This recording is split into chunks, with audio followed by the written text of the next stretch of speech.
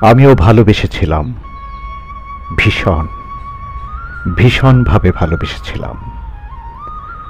অথচ তার ভালোবাসার ডাক ছিল অনুচ্চারিত, অস্পষ্ট।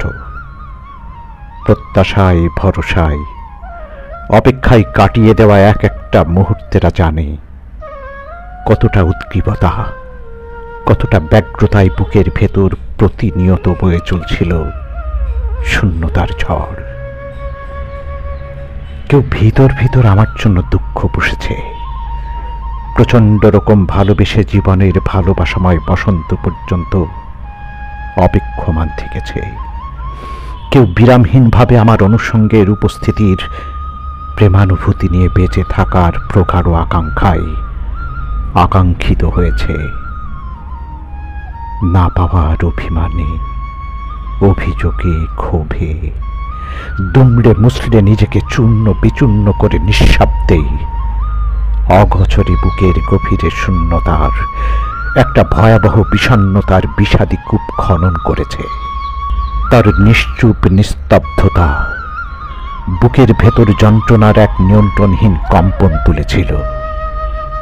সে কম্পনে অদৃশ্য জীবাণু ক্রমশ সংক্রমিত হয়ে ছড়িয়ে পড়েছিল মস্তিষ্কের স্নায়ুকোষে।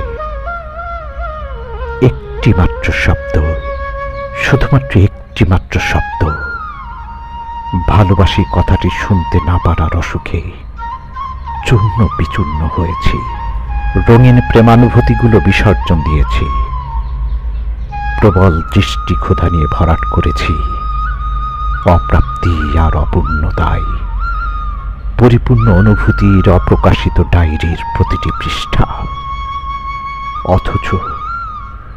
অথচ কখনো প্রচণ্ড দুঃসাহসিক অধিকার বুকে নিয়ে আমরা কখনো কেউ বলতে পারিনি আমাদের শূন্যতার শূন্য স্থানের শূন্যের ঘর পরিপূর্ণতায় ভালোবাসা নামক একটি মাত্র সংখ্যা তোমাকে প্রয়োজন।